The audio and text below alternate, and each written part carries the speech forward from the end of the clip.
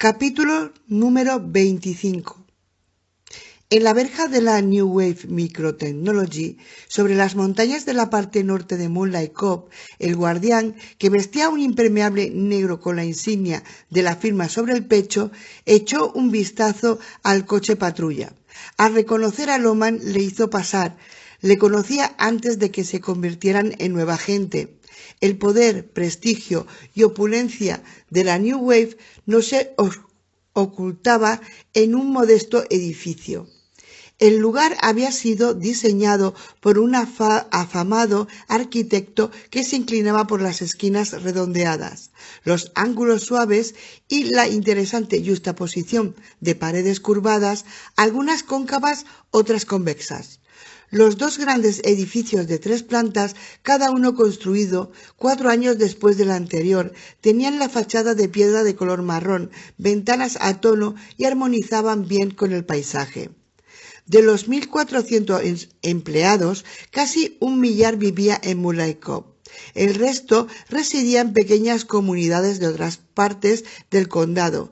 Todos ellos, por supuesto, estaban dentro de los límites de la emisora de microondas, instaladas en el techo de la estructura principal.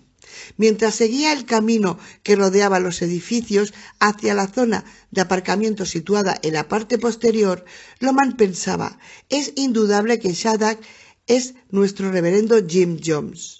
Necesita estar seguro de que puede llevarse hasta el último de sus devotos siempre y donde quiera. Un faraón moderno. Cuando muera, quienes le sirvan morirán también, como si esperara que continuaran sirviéndole en el otro mundo. Mierda, ¿todavía creemos en otro mundo? No, la fe religiosa es análoga a la esperanza y requiere compromiso emocional. La nueva gente no creía en Dios más que en Santa Claus. En lo único que creía era en el poder de la máquina y el destino cibernético de la humanidad. Quizás algunos de ellos ni siquiera eran creyentes en eso. Loman, por ejemplo, él ya no creía en nada, lo que le atormentaba, porque había creído en muchas cosas. La relación entre las ventas y beneficios de la New Wave con respecto a la plantilla de empleados era alta incluso para la industria de microtecnología, y su posibilidad de pagar por los mejores talentos se reflejaba en el porcentaje de coches caros estacionados en los 2 aparcamientos: Mercedes, BMW, Porsche, Corvette, Cadillac Sevilla, Jaguar, vehículos japoneses de importación. Solo había aparcados la mitad de los coches usuales. Daba la impresión de que un tanto por ciento muy alto de la plantilla estaba en casa, trabajando por módem. ¿Cuántos serían ya como Denny? En batería sobre el asfalto mojado, aquellos automóviles le hicieron recordar las filas ordenadas de tumbas en un cementerio. Todos aquellos motores silenciosos, el metal frío, los cientos de parabrisas que reflejaban el cielo gris de otoño, le parecieron un presagio de muerte. Para Loman, aquel aparcamiento representaba el futuro de todo el pueblo: silencio, quietud, la terrible paz eterna en un camposanto.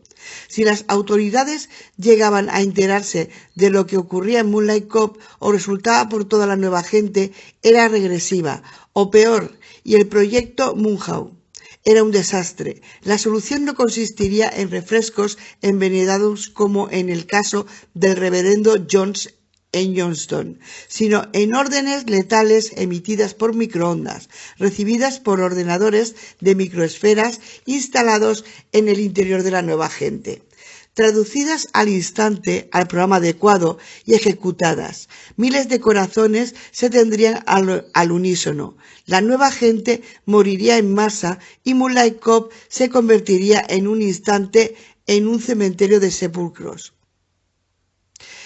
Loman dejó atrás el primer aparcamiento, llegó al segundo y se dirigió a la hilera de espacios reservados para los altos ejecutivos. Si espero que Shadrach reconozca que el proyecto Munhau es un fracaso y se nos lleva por delante, pensó Loman, no lo hará porque le importa borrar los errores que comete. No, ese condenado hombre araña albino nos matará para darse un gustazo. para desaparecer dando un gran golpe, de forma que el mundo se quede boquiabierto ante su poder. Un hombre de tal capacidad que puede ordenar a miles de personas que mueran con él. Más que unos pocos chiflados, le verían como un héroe que idolatrarían. Algunos genios jóvenes tal vez quisieran emularle. Esto era sin duda lo que Shattuck tenía en mente.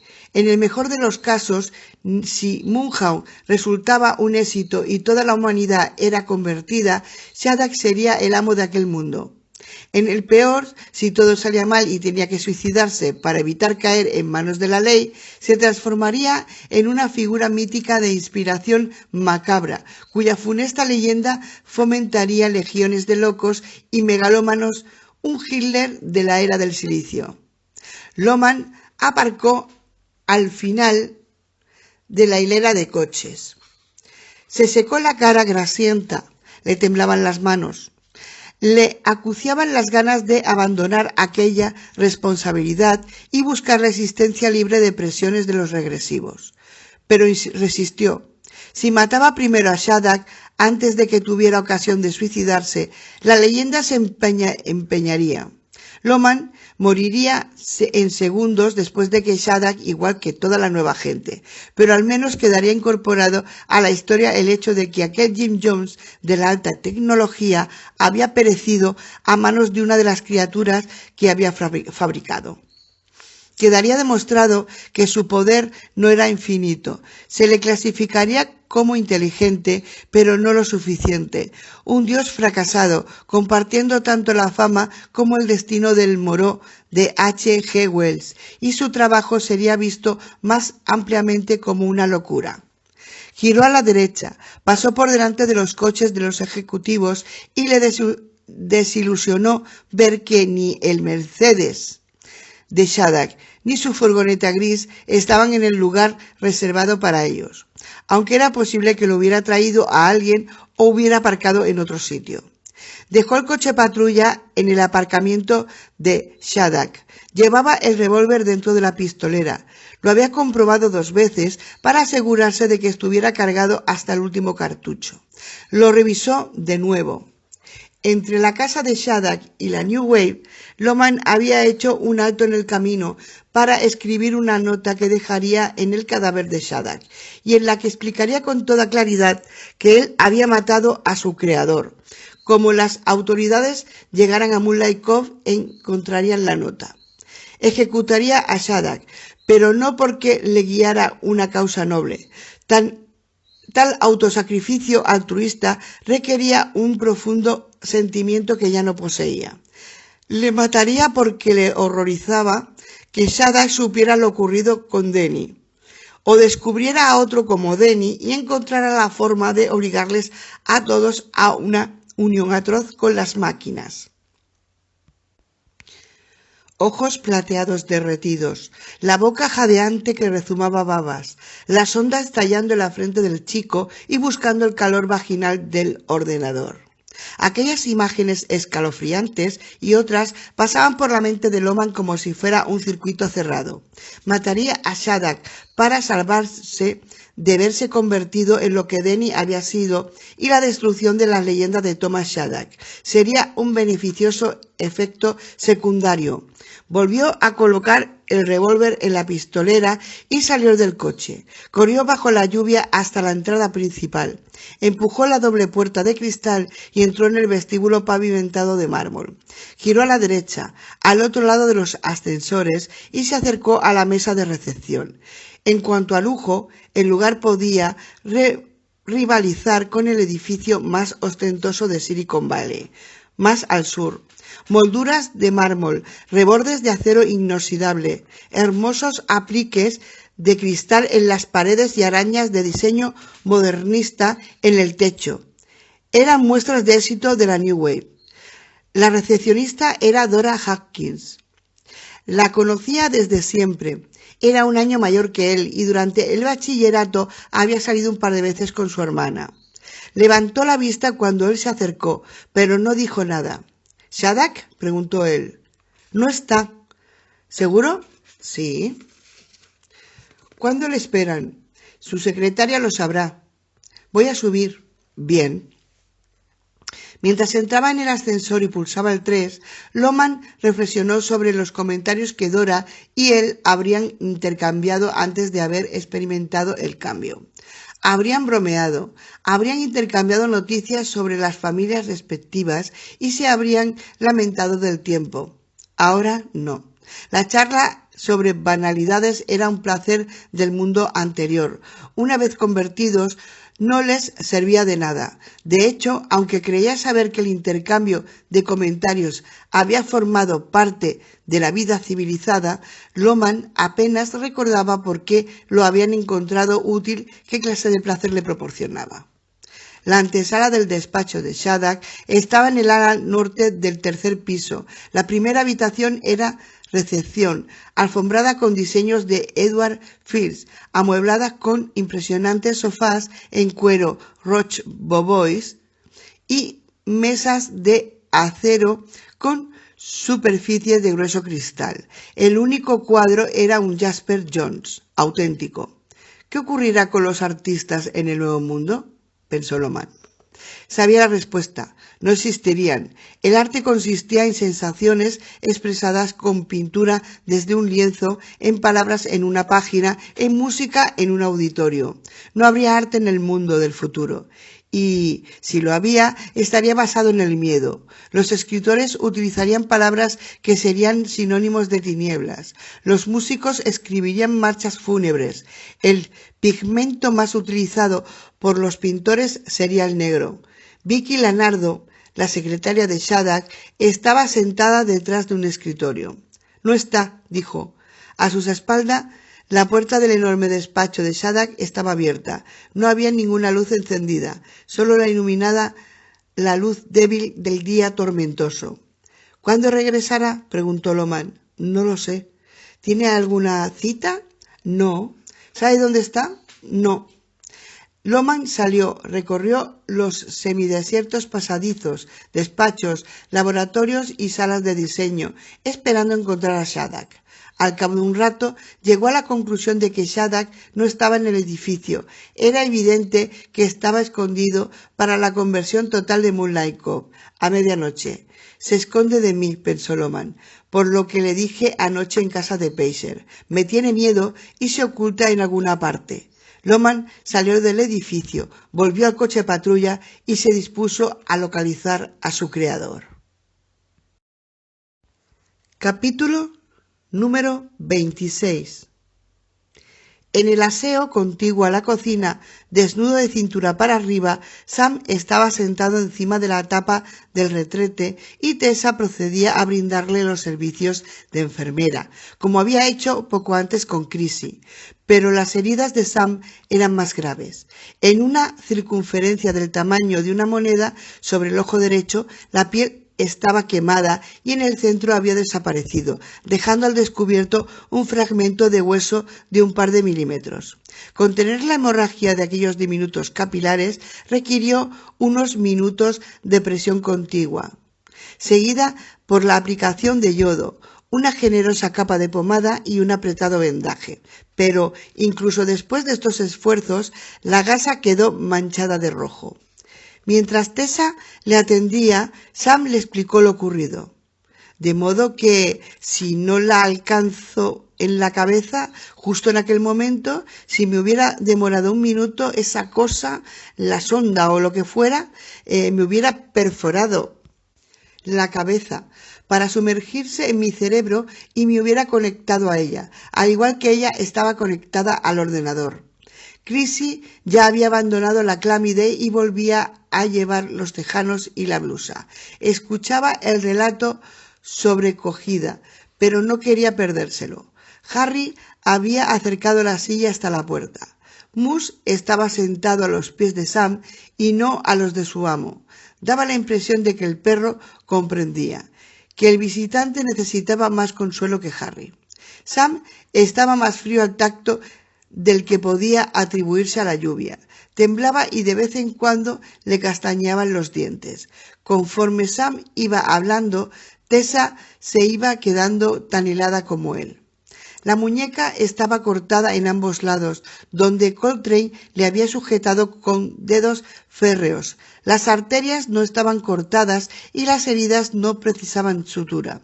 Tessa detuvo las hemorragias.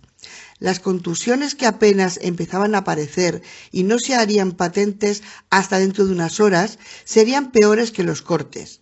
Se quejaba de dolor en las articulaciones y flojedad en la mano, pero ella no pensaba que tuviera ningún hueso roto.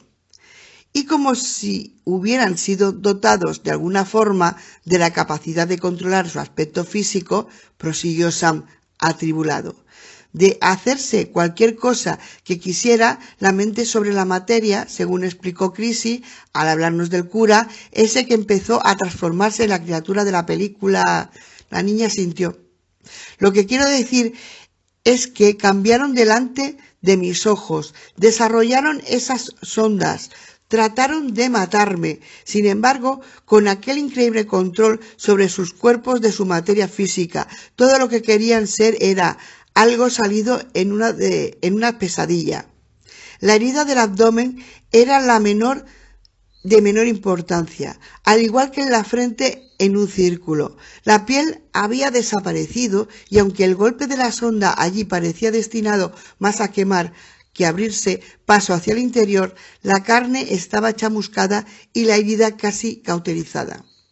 Desde su silla de ruedas, Harry dijo: «Sam, ¿piensas que son seres que se controlan a sí mismos, que han elegido convertirse en máquinas? ¿O personas que, de alguna manera, han sido dominadas por máquinas contra su voluntad?» «Lo ignoro», contestó Sam. «Supongo que tanto puede ser una cosa como la otra».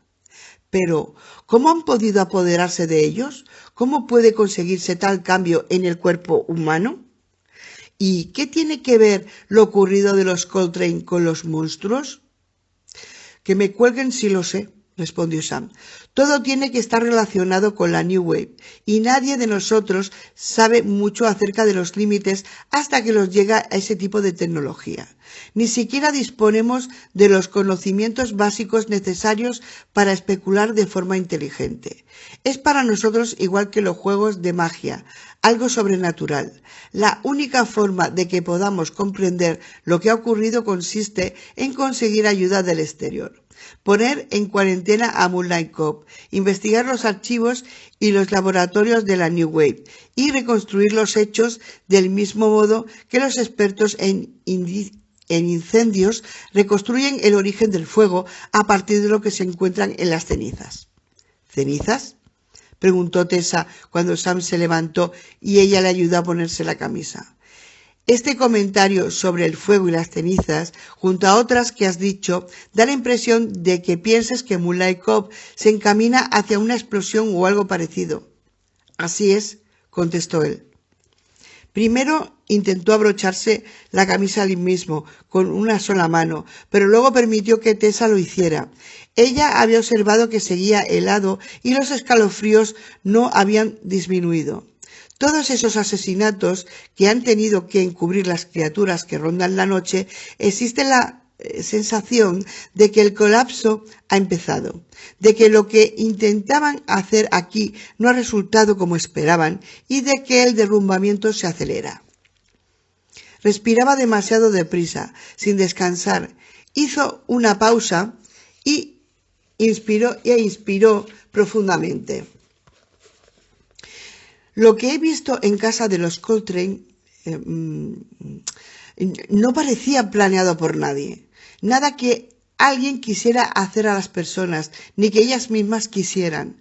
Daba la impresión de un experimento fuera de control, de biología desbocada, de realidad vuelta del revés. Y juro por Dios que si esta clase de secretos se oculta en las casas de este pueblo, todo el proyecto debe de estar desmoronándose en la New Wave, cayendo sobre sus cabezas a gran velocidad, lo admitan o no. Todo está a punto de estallar. Será un infierno y nosotros nos encontramos en el centro». Desde el momento en que Sam había entrado tambaleándose por la puerta de la cocina, goteando lluvia y sangre, Tessa, mientras le había lavado y curado las heridas, había observado algo en él que las asustaba más que su palidez y estremecimientos. No dejaba de tocarles. La había abrazado en la cocina cuando ella había contenido un grito al ver el orificio ensangrentado de la frente. Le había rodeado con sus brazos para tranquilizarla. Al principio parecía que se asegurara de que ella, Harry y Chrissy estaban bien, como si esperara regresar y encontrarles cambiados. También había abrazado a Chrissy, como si fuera su hija, y le había dicho, todo se arreglará. Al ver lo asustada que estaba, Harry le había tendido la mano, inquieto, y Sam la había escuchado y estrechado, mostrándose reacio a soltarla. En el baño, mientras Tessa vendaba sus heridas, le había acariciado las manos, los brazos y una vez la mejilla, como para comprobar la suavidad y calidez de la piel. También había alargado el brazo para tocar a Chrissy, mientras la niña se encontraba en el umbral de la puerta del baño, dándole un apretón tranquilizador. Hasta entonces no había tocado a ninguno de ellos. Se había mostrado reservado, independiente, frío, casi distante, pero durante el cuarto de hora pasado en la casa de los Coltrane se había trastornado hasta el punto a causa de lo que había visto, que aquella concha de aislamiento autoimpuesta se había abierto, había llegado a desear y necesitar el contacto humano que solo poco antes ni siquiera había calificado de ser tan atractivo como la buena comida mexicana, la Guinness negra y las películas de Goldie Hawn. Cuando reflexionó sobre el horror necesario para transformarle de forma tan absoluta y repentina, Tessa sintió pánico, ya que la redención de Sam Booker parecía la de un pecador que en su lecho de muerte, viendo el infierno, volvía al Dios del que había renegado en busca de consuelo y ayuda. ¿Estaba ahora menos seguro de sus posibilidades de escapar? Quizá buscaba el contacto humano porque después de haberlo negado durante años, creía que solo le quedaban pocas horas para experimentar la comunión con sus semejantes antes de que la oscuridad extrema final se adueñara de él. Capítulo número 27. Shattuck despertó de su familiar y gratificante sueño de partes humanas y mecánicas combinadas en un organismo universal de poder incalculable y misteriosos propósitos. Se sentía, como siempre, muy tonificado, tanto gracias al sueño como al hecho de haber dormido a pierna suelta. Salió de la furgoneta y se desperezó. Utilizando las herramientas que había encontrado en el garaje, abrió la puerta que comunicaba con la casa de la difunta Paula Parkins. Utilizó el retrete y después se lavó las manos y la cara. Regresó al garaje y abrió la puerta pesada. Sacó la furgoneta a campo abierto, donde podía transmitir y recibir mejor mensajes que por microondas. Seguía lloviendo y las depresiones del terreno se encharcaban. Ya habían síntomas de niebla en el aire tranquilo, lo que indicaba que los bancos que llegarían del mar, conforme avanzara el día, serían más densos que los de la noche anterior. Sacó otro bocadillo y otra Coca-Cola de la nevera y los consumió mientras utilizaba el VDT de la furgoneta, a fin de saber los progresos de Munhau. El plan de 6 de la mañana a 6 de la tarde para 450 personas seguía adelante.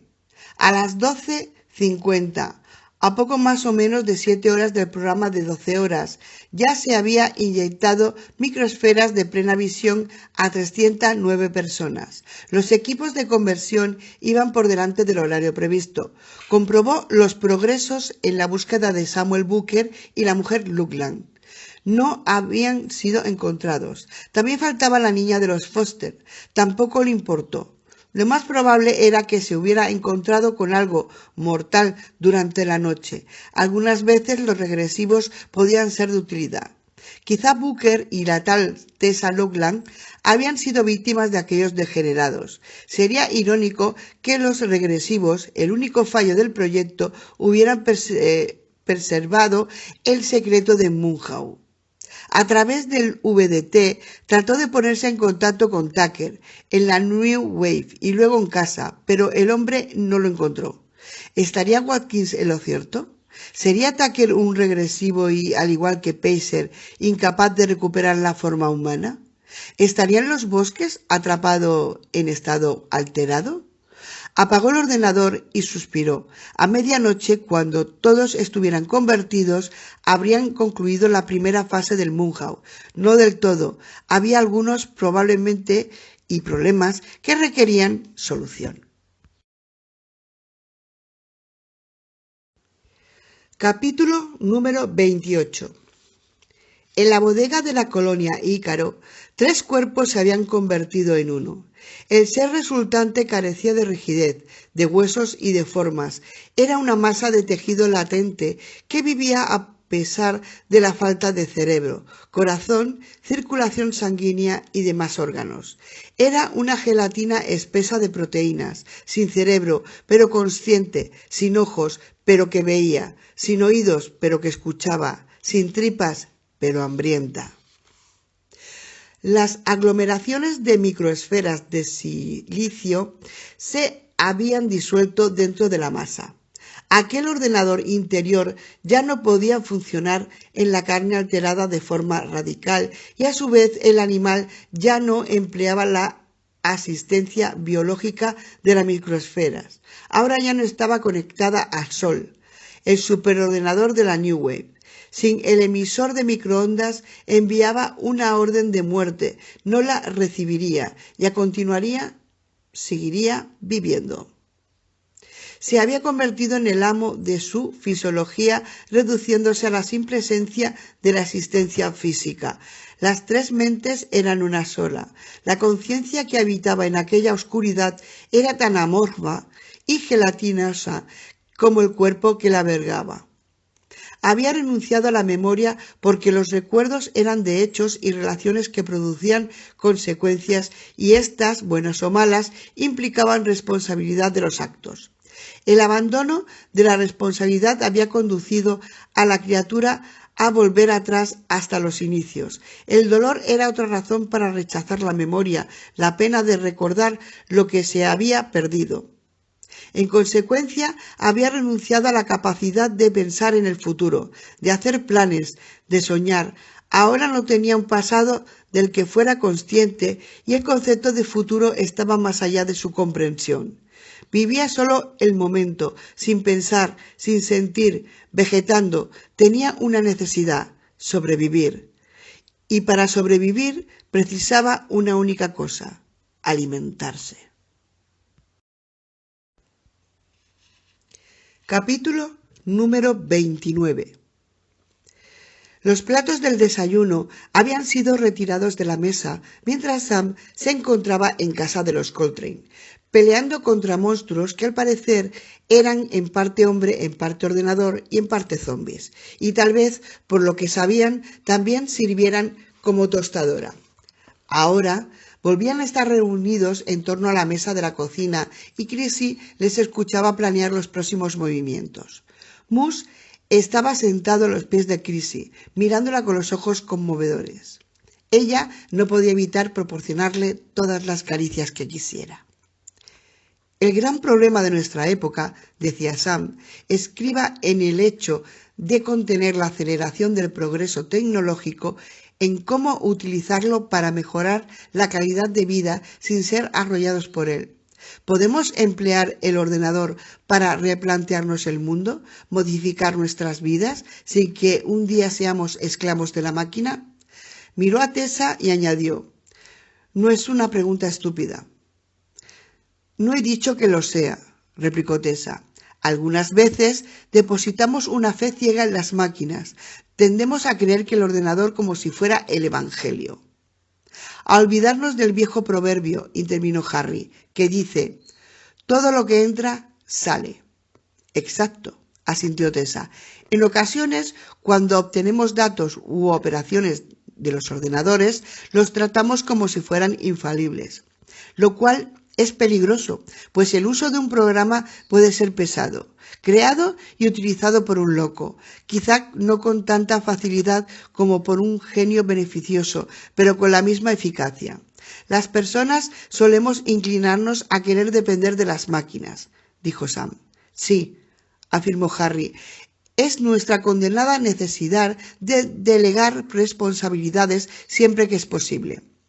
El deseo de eludirlas está en nuestros genes, seguro, y la única forma de llegar a alguna parte en este mundo es la lucha constante contra la inclinación natural a ser irresponsables.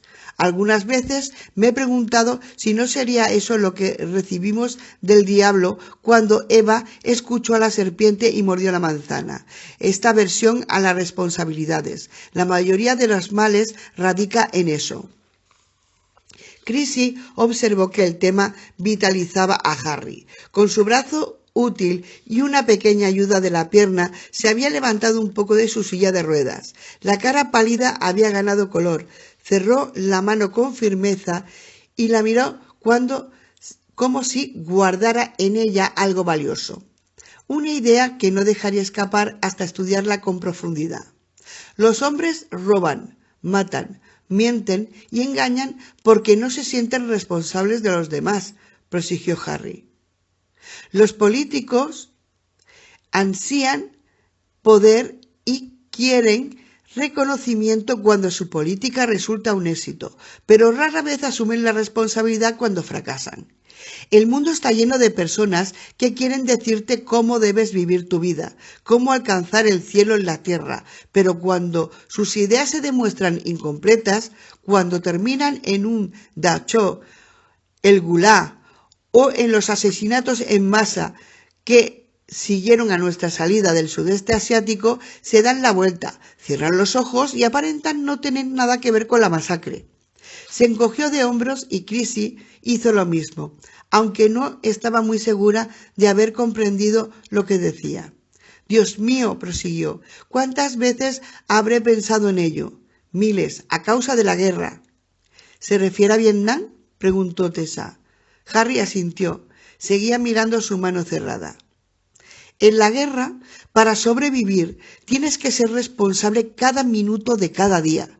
Responsable sin vacilaciones por ti mismo, por todos tus actos. También tienes que sentirte responsable de tus compañeros, ya que la supervivencia no la puede conseguir uno solo. Esto es quizá algo positivo de la guerra. Clarifica las ideas y hace que te des cuenta de que el sentido de la responsabilidad es lo que separa a los buenos camaradas de los malos. No, lamento la guerra, ni siquiera considerando lo que me ocurrió allí. Aprendí una gran lección, aprendí a ser responsable de todas las cosas y todavía me siento responsable por las personas a las que defendíamos. Siempre me sentiré así y más de una vez, cuando pienso que les abandonamos en los campos de exterminio, a los asesinatos en masa. No puedo dormir y lloro, pues dependían de mí y les fallé. Todos permanecieron callados. Chrissy sentía una opresión en el pecho, la misma sensación que experimentaba en la escuela cuando un maestro, uno cualquiera, empezaba a hablar sobre algo que ella desconocía y la impresionaba de tal forma que había cambiado su manera de enfocar la vida. No sucedía a menudo, pero siempre era una sensación terrible y maravillosa al mismo tiempo. Ahora la sentía debido a las palabras de Harry, pero mucho más intensa que un nuevo concepto a una idea surgida a través de la geografía, las matemáticas o la física. Harry, creo que su sentido de la responsabilidad en este caso es excesivo, apuntó Tessa. No, nunca será suficiente, respondió él. El sentido de responsabilidad por los demás jamás es excesivo. Pero la conozco lo suficiente como para pensar que usted ya es consciente de eso, Tessa. ¿Lo reconozca o no? Miró a Sam y continuó. Algunos de los que hicieron la guerra no obtuvieron de ella nada positivo. Cuando me tropiezo con ellos, siempre tengo la sospecha de que eran los que no aprendieron la lección y les esquivó, aunque supongo que es injusto. Pero no puedo evitarlo. Sin embargo, cuando encuentro a un excombatiente y comprendo que aprendió la lección, le confiaría mi vida. Cielos, le confiaría mi alma, que en este caso es, según parece, lo que pretenden robarnos. Usted nos sacará de aquí, Sam. No cabe la menor duda. Sam pareció sorprendido y preguntó: ¿Estuviste en Vietnam? Sam asintió. Entre la facultad y el regreso en el departamento. No lo habías mencionado. Esta mañana, mientras preparábamos el desayuno, me has hablado de los motivos por los que ves el mundo desde un punto de vista tan diferente al mío. La muerte de tu mujer, el asesinato de tus compañeros, la situación de tu hijo, pero no has dicho nada de la guerra. Sam contempló el vendaje de la muñeca y dijo: la guerra es la experiencia más íntima de mi vida. ¡Qué barbaridad! No es ninguna barbaridad, replicó Harry, la más intensa y la más personal. De no haberla aceptado, lo más probable es que todavía estuviera hablando de ella, pero la he asumido, la he comprendido, y ahora mencionarla delante de personas a las que acabo de conocer me parece, quitarle dignidad. Tessa miró a Harry y preguntó: ¿Usted sabía que estuvo en Vietnam? Sí. ¿Por alguna intuición? Sí. Sam había estado inclinado sobre la mesa. Ahora se recostó en la silla. Harry, juro que haré lo que pueda para que escapemos de aquí, pero me gustaría tener mayor capacidad para enfrentarme a nuestros enemigos. Todo se cuece en la New Wave, pero ¿qué han hecho y cómo detenerlo? ¿Y cómo puedo esperar luchar contra ello si ni siquiera lo comprendo? Llegados a este punto, Chrissy sabía que la conversación se le había escapado, aunque le parecía fascinante y algo le había aprendido, pero creía que debía intervenir. ¿Estáis seguros de que no son extraterrestres? Completamente seguros, dijo Tessa, sonriendo, mientras Sam le alborotaba el pelo. Bueno, continuó Chrissy, lo que quiero decir es que lo que anda mal en la New Wave es que los alienígenas aterrorizaron allí y la han utilizado como base. Y tal vez quieren convertirnos en máquinas, igual que a los Coltrane, para que seamos sus esclavos, lo cual, pensándolo bien, es más inteligente que comernos. Al fin y al cabo, son marcianos, con diferentes estómagos y jugos digestivos, y es probable que no puedan digerirnos, o que les provoquemos ardor de estómago o incluso diarrea. Sam, que estaba sentado al lado de Chrissy, le tomó las manos con suavidad, consciente de su mano herida, y dijo: Chrissy, no sé si has prestado mucha atención a las palabras de Harry. Oh, sí, contestó de inmediato. ¿Toda? Bien, pues entonces me comprenderás si te digo que atribuir la culpa de estos horrores a los extraterrestres es una forma de cerrar los ojos ante los culpables, nosotros, las personas, responsables de nuestra capacidad para hacernos daño los unos a los otros.